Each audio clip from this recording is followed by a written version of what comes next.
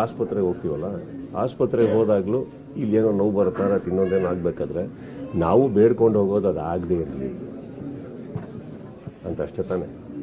ಆಗದೇ ಇರಲಿ ಅಂದಾಗ ಅಲ್ಲಿ ರಿಪೋರ್ಟ್ ಬಂದಾಗ ಅದಲ್ಲ ಅಂತಂದರೆ ಖುಷಿಯಾಗಿ ಮನೆಗೆ ಹೋಗ್ತೀವಿ. ಆಗಿದೆ ಅಂತ ಬಂದಾಗ ಏನು ಮಾಡಬೇಕಾಗುತ್ತೆ? ಟ್ರೀಟ್ಮೆಂಟ್ ತೊಗೊಬೇಕಾಗುತ್ತೆ. ನಾನಿವಾಗ ಆ ಹಂತದಲ್ಲಿ ಜಸ್ಟಿಸ್ ಬೇರೆ, ಫ್ರೆಂಡ್ಶಿಪ್ ಬೇರೆ, ರಿಲೇಷನ್ಶಿಪ್ ಬೇರೆ, ಇದೊಂದು ಬೇರೆ. ನಾನು ಇವತ್ತಿಂದ ಅಲ್ಲಪ್ಪ, ನಾನು ಯಾವತ್ತಿಂದ ಯಾರ ಬಗ್ಗೆ ಏನು ಮಾತಾಡೋದಲ್ಲ, ನನಗೆ ಬೇಕಾಗಿಲ್ಲ.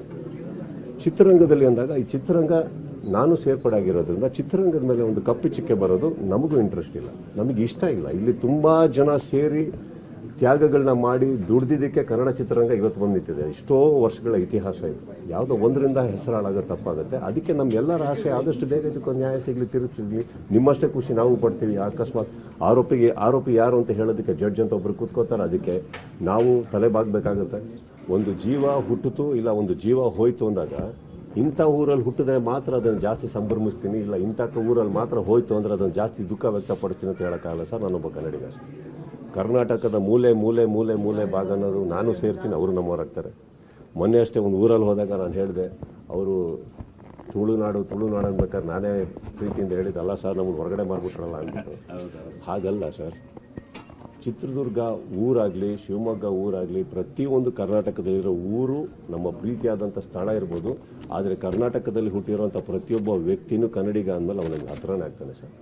ಅವ್ರಿಗೆ ಅನ್ಯಾಯ ಆಗಿದ್ಮೇಲೆ ಯಾವ ಊರು ಅಂತ ನೋಡೋಕ್ಕಾಗಲ್ಲ ಸರ್. ಪ್ರತಿ ಊರಲ್ಲಿ ಯಾರೇ ಆಗಿದ್ರೆ ಅವ್ರಿಗೆ ನ್ಯಾಯ ಸಿಗಲಿ ಅಂತಲೇ ನಮ್ಮ ಆಸೆ ಇದೆ.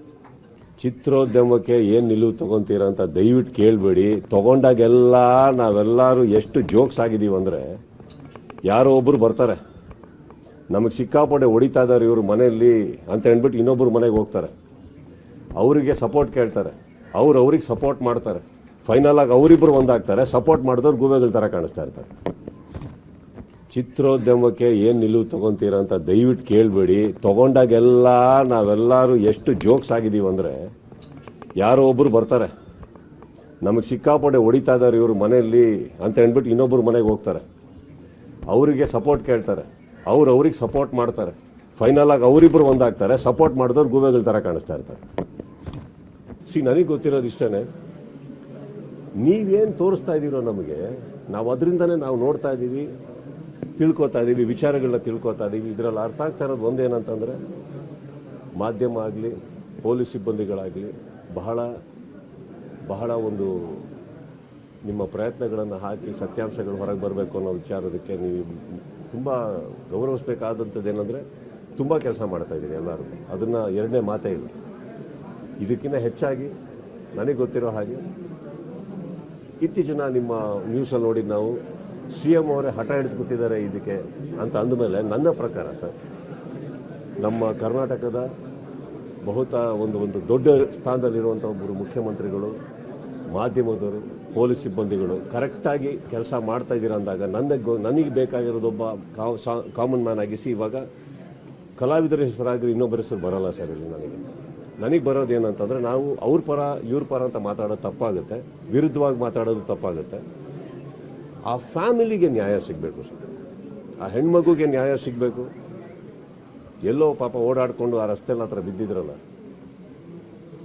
ಭಾಳ ಬದುಕಬೇಕಾದ ರೇಣುಕಾಸ್ವಾಮಿ ಅವರು, ಅವ್ರಿಗೆ ನ್ಯಾಯ ಸಿಗಬೇಕು. ಹುಟ್ಟಬೇಕಾಗಿರೋ ಆ ಮಗುಗೆ ನ್ಯಾಯ ಸಿಗಬೇಕು.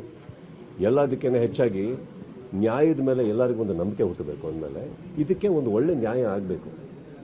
ಇಷ್ಟು ಹೇಳಬಲ್ಲೆ ಹೊರತು ನಮಗೆ ನೀವು ತೋರಿಸಿರೋದು ನಮ್ಗೆ ಏನು ನಾವು ನೋಡ್ತೀವಿ. ಆ್ಯಕ್ಚುಲಿ ಪ್ರತಿಯೊಂದು ನಮಗೇನು ವಿಚಾರ ಗೊತ್ತಿದೆಯೋ, ನಾವೇನು ಸ್ಟೇಷನ್ ಒಳಗಿಲ್ಲ, ನಾವೇನು ಯಾವ ಸ್ಥಳದಲ್ಲೂ ಇಲ್ಲ. ನೀವೇನು ತೋರಿಸ್ತಾ ಇದ್ದೀರಿ ಅದನ್ನು ನೋಡ್ತಾ ಇದ್ದೀವಿ ನಾವು.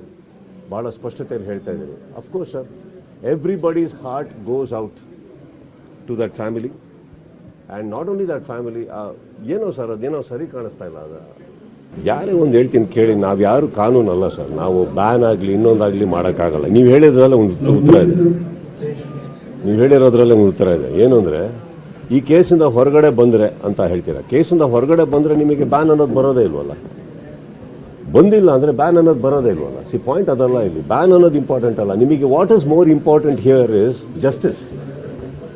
ಇಲ್ಲಿ ಏನಾಗುತ್ತೆ, ನೀವು ಚೇಂಬರಲ್ಲಿ ನಮ್ಮ ಸ್ನೇಹಿತರು ಕೂತಿದ್ದಾರೆ, ಹಿರಿಯರು ಕೂತಿದ್ದಾರೆ, ಎಲ್ಲರೂ ಹೋಗಿ ಅವ್ರ ಮೇಲೆ ಒತ್ತಡ ಹಾಕಿದಾಗ ಏನು ಹೇಳೋಕ್ಕಾಗತ್ತೆ ಅವರಿಗೆ ಹೇಳಿ? ಕೆಲವು ವಾರಗಳಿಂದ, ಕೆಲವು ತಿಂಗಳಿಂದ ನನ್ನ ಮೇಲೂ ಕೂತ್ಕೊಂಡು ಬ್ಯಾನ್ ಅಂತ ಎಲ್ಲ ಇದು ಮಾಡ್ತಾರೆ. ಏನು ಬ್ಯಾನ್ ಅಂದರೆ ಏನದು? ಪಾಯಿಂಟ್ ಅದಲ್ಲ. ಏನು ನ್ಯಾಯ ಅದು ಮಾಡಲಿ. ಚೇಂಬರ್ ಇರೋದು ಅಲ್ಲಿರೋಂಥ ಚಿತ್ರರಂಗಕ್ಕೆ, ಅಲ್ಲಿರೋಂಥ ನಿರ್ಮಾಪಕರಿಗೆ ಪ್ರತಿಯೊಬ್ಬರಿಗೂ ನ್ಯಾಯ ಮಾಡಿಕೊಡೋಕ್ಕೆ ಹೊರತು ಇದನ್ನೆಲ್ಲ ಬ್ಯಾನ್ ಅನ್ನೋದು ನಮ್ಮ ವರ್ಡ್ ಅಲ್ಲ. ಬಟ್ ನನ್ನ ಕಾನ್ಸಂಟ್ರೇಷನ್ ಆಗಲಿ, ಪ್ರತಿಯೊಬ್ಬರದ್ದು ಇಚ್ಛೆ, ಚೇಂಬರ್ನಲ್ಲಿರೋಂಥ ಹಿರಿಯರ ಇಚ್ಛೆನೂ ಬಂದ್ಬಿಟ್ಟು ಇದಕ್ಕೆ ಬ್ಯಾನ್ ಅನ್ನೋ ವರ್ಡ್ ಅಲ್ಲ. ಇದಿರೋದು ನ್ಯಾಯ. ಎಲ್ಲರೂ ದುರ್ಬೀನ್ ಹಾಕೊಂಡು ನೋಡ್ತಾ ಇರೋದು ಪೊಲೀಸ್ನವ್ರು ಹೇಗೆ ಕೆಲಸ ಮಾಡ್ತಿದ್ದಾರೆ, ನೀವುಗಳು ಮಾಧ್ಯಮ ಮಿತ್ರರು ಹೇಗೆ ಕೆಲಸ ಮಾಡ್ತಾಯಿದ್ದೀರಿ, ನಾಳೆ ಕೋರ್ಟಿಗೆ ಹೋದಾಗ ಅಲ್ಲೇ ನಡೆಯುತ್ತೆ, ಅದೇ ಇಂಪಾರ್ಟೆಂಟೇ ಹೊರತು ಬ್ಯಾನ್ ಇದು ಎಲ್ಲ ತುಂಬ ಸೆಕೆಂಡ್ರಿ. ಇವೆಲ್ಲ ಮೇನ್ ನಮ್ಮೆಲ್ಲರ್ಕಿಂತ ನೋವು ಪಡೆದಂಥ ವ್ಯಕ್ತಿಗಳು, ಕುಟುಂಬ. ನಾವು ಕೆಲವು ಟೈಮ್ ಆಸ್ಪತ್ರೆಗೆ ಹೋಗ್ತೀವಲ್ಲ, ಆಸ್ಪತ್ರೆಗೆ ಹೋದಾಗಲೂ ಇಲ್ಲಿ ಏನೋ ನೋವು ಬರುತ್ತಾರೆ, ಇನ್ನೊಂದೇನೋ ಆಗಬೇಕಾದ್ರೆ ನಾವು ಬೇಡ್ಕೊಂಡು ಹೋಗೋದು ಅದು ಆಗದೇ ಇರಲಿ ಅಂತ ಅಷ್ಟೇ ತಾನೆ. ಆಗದೇ ಇರಲಿ ಅಂದಾಗ ಅಲ್ಲಿ ರಿಪೋರ್ಟ್ ಬಂದಾಗ ಅದಲ್ಲ ಅಂತಂದರೆ ಖುಷಿಯಾಗಿ ಮನೆಗೆ ಹೋಗ್ತೀವಿ. ಆಗಿದೆ ಅಂತ ಬಂದಾಗ ಏನು ಮಾಡಬೇಕಾಗುತ್ತೆ? ಟ್ರೀಟ್ಮೆಂಟ್ ತೊಗೊಬೇಕಾಗುತ್ತೆ. ನಾನಿವಾಗ ಆ ಹಂತದಲ್ಲಿ ಜಸ್ಟಿಸ್ ಬೇರೆ, ಫ್ರೆಂಡ್ಶಿಪ್ ಬೇರೆ, ರಿಲೇಷನ್ಶಿಪ್ ಬೇರೆ, ಇದೊಂದು ಬೇರೆ. ನಾನು ಇವತ್ತಿಂದಲ್ಲಪ್ಪ, ನಾನು ಯಾವತ್ತಿಂದ ಯಾರ ಬಗ್ಗೆ ಏನು ಮಾತಾಡೋದಲ್ಲ, ನನಗೆ ಬೇಕಾಗಿಲ್ಲ. ಚಿತ್ರರಂಗದಲ್ಲಿ ಅಂದಾಗ ಈ ಚಿತ್ರರಂಗ ನಾನು ಸೇರ್ಪಡೆ ಆಗಿರೋದ್ರಿಂದ ಚಿತ್ರರಂಗದ ಮೇಲೆ ಒಂದು ಕಪ್ಪಿ ಚಿಕ್ಕೆ ಬರೋದು ನಮಗೂ ಇಂಟ್ರೆಸ್ಟ್ ಇಲ್ಲ, ನಮಗೆ ಇಷ್ಟ ಇಲ್ಲ. ಇಲ್ಲಿ ತುಂಬ ಜನ ಸೇರಿ ತ್ಯಾಗಗಳನ್ನ ಮಾಡಿ ದುಡ್ದಿದ್ದಕ್ಕೆ ಕನ್ನಡ ಚಿತ್ರರಂಗ ಇವತ್ತು ಬಂದು ನಿಂತಿದೆ. ಎಷ್ಟೋ ವರ್ಷಗಳ ಇತಿಹಾಸ ಇದೆ. ಯಾವುದೋ ಒಂದರಿಂದ ಹೆಸರಾಳಾಗೋ ತಪ್ಪಾಗುತ್ತೆ. ಅದಕ್ಕೆ ನಮ್ಗೆಲ್ಲರ ಆಸೆ ಆದಷ್ಟು ಬೇಗ ಇದಕ್ಕೊಂದು ನ್ಯಾಯ ಸಿಗಲಿ, ತಿರುಗಿಸಿದ್ವಿ. ನಿಮ್ಮಷ್ಟೇ ಖುಷಿ ನಾವು ಪಡ್ತೀವಿ. ಅಕಸ್ಮಾತ್ ಆರೋಪಿ ಯಾರು ಅಂತ ಹೇಳೋದಕ್ಕೆ ಜಡ್ಜ್ ಅಂತ ಒಬ್ಬರು ಕೂತ್ಕೋತಾರೆ. ಅದಕ್ಕೆ ನಾವು ತಲೆಬಾಗಬೇಕಾಗುತ್ತೆ. ಒಂದು ಜೀವ ಹುಟ್ಟಿತು ಇಲ್ಲ ಒಂದು ಜೀವ ಹೋಯ್ತು ಅಂದಾಗ ಇಂಥ ಊರಲ್ಲಿ ಹುಟ್ಟಿದ್ರೆ ಮಾತ್ರ ಅದನ್ನು ಜಾಸ್ತಿ ಸಂಭ್ರಮಿಸ್ತೀನಿ, ಇಲ್ಲ ಇಂಥ ಊರಲ್ಲಿ ಮಾತ್ರ ಹೋಯ್ತು ಅಂದರೆ ಅದನ್ನು ಜಾಸ್ತಿ ದುಃಖ ವ್ಯಕ್ತಪಡಿಸ್ತೀನಿ ಅಂತ ಹೇಳೋಕ್ಕಾಗಲ್ಲ ಸರ್. ನಾನೊಬ್ಬ ಕನ್ನಡಿಗ ಅಷ್ಟೇ. ಕರ್ನಾಟಕದ ಮೂಲೆ ಮೂಲೆ ಮೂಲೆ ಮೂಲೆ ಭಾಗ ಅನ್ನೋದು ನಾನು ಸೇರ್ತೀನಿ, ಅವರು ನಮ್ಮವರಾಗ್ತಾರೆ.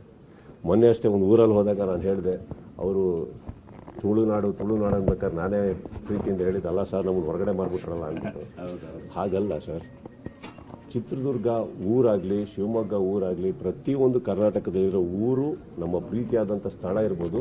ಆದರೆ ಕರ್ನಾಟಕದಲ್ಲಿ ಹುಟ್ಟಿರೋಂಥ ಪ್ರತಿಯೊಬ್ಬ ವ್ಯಕ್ತಿನೂ ಕನ್ನಡಿಗ ಅಂದಮೇಲೆ ಅವನಿಗೆ ಹತ್ರನೇ ಆಗ್ತಾನೆ ಸರ್. ಅವ್ರಿಗೆ ಅನ್ಯಾಯ ಆಗಿದ್ಮೇಲೆ ಯಾವ ಊರು ಅಂತ ನೋಡೋಕ್ಕಾಗಲ್ಲ ಸರ್. ಪ್ರತಿ ಊರಲ್ಲಿ ಯಾರೇ ಆಗಿದ್ರೂ ಅವ್ರಿಗೆ ನ್ಯಾಯ ಸಿಗಲಿ ಅಂತಲೇ ನಮ್ಮ ಆಸೆ ಇದೆ.